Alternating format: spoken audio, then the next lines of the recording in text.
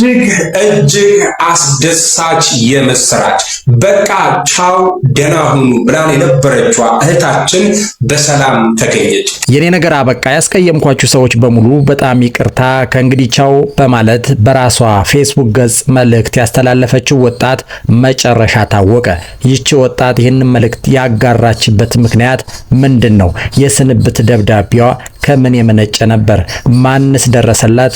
መጨረሻዋስ ምን ሆነ? የሚለውን አብራችሁን ስትቆዩ ሁሉንም መረጃዎች በዝርዝር አንድ ባንድ እናያለን። ከናንተ የሚጠበቀው አብራችሁን መቆየት ብቻ ነው።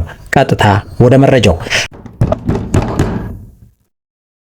በፌስቡክ ስሟ ሆፕ ነባ በሚል የምትታወቀው ወጣት እጅግ አስደንጋጭ መልእክት በደብዳቤ አስተላልፋ ነበር። በርካታ ኢትዮጵያውያንን ቤተሰቦቿንና የቅርብ ጓደኞቿን ያስጨነቀ ልብ ሰባሪ መልእክት ነበር።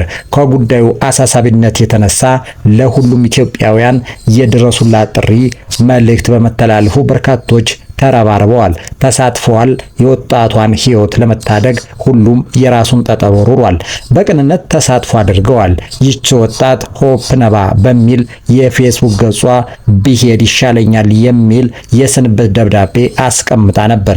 ይህንን ተከትሎ በርካቶች ባስተላለፈችው መልእክት ላይ በመግባት እባክሽ ያልተገባ ውሳኔ እንዳትወስኝ፣ ሁሉም ነገር ያልፋል፣ ይህንን ቀን ማለፍ አለብሽ፣ ዛሬ የገጠመሽ ችግር መከራ ያልፋል፣ ነገ ሌላ ቀን ነው፣ በተሳሳተ ውሳኔ ከፈጣሪሽ ጋር እንዳትጣይ መሆን የለበትም፣ ለራስሽ ይቅርታ አድርጊለት፣ ሐሳብሽ የተሳሳተ ነው፣ እባክሽ እንወድሻለን የሚል የተማጽኖ መልእክት አስቀምጠውላት ነበር።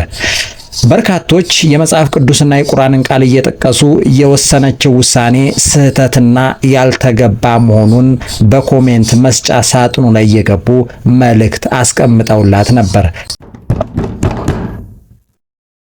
ታዲያ የዚች ወጣት መልእክት በዚህ አላበቃም።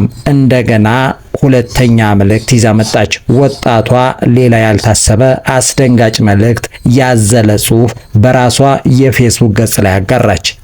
መልእክቱ እንዲህ የሚል ነበር። የኔ ነገር ከእንግዲህ አበቃ፣ ያስቀየምኳችሁ ሁሉ ይቅርታ፣ ቻው በማለት ለሁለተኛ ጊዜ መልእክቷን አጋራች። ይህ መልእክቷ ከመጀመሪያው የባሰ አስደንጋጭና ልብ ሰባሪ ሆኖ ተገኘ። ይህንን የተመለከቱ ቤተሰቦቿ ድጋሜ ለኢትዮጵያውያን የድረሱልን ጥሪ አስተላለፉ። የዚችን ወጣት ሕይወት ለማትረፍ ባለችበት ከተማ አሰሳ ተደረገ። ለፍትህ አካላትም ጥሪ ቀረበ። መሰል መልእክቶችን ያስተላልፉ ወጣቶችን እንደ ቀልድ ማጣታችን የቅርብ ትዝታ ነው። እንደ ቀልድ ያጋሩት መልእክት ወደ ተግባር ሲቀየር አይተናል።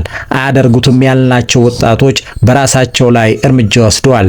በዚህ የተነሳ በርካቶች በዚች ወጣት መልእክት ስጋት ላይ ወድቀው ነበር። ሁሉንም ኢትዮጵያውያንን ያሳዘነ መልእክት ቢሆንም የቤተሰቦቿ ግን ከሁሉም የተለየ ነበር። ፈጣሪ ግን ከእርሷ ጋር ነበርና ወጣቷ እንድትተርፍ ምክንያት ሆኗል።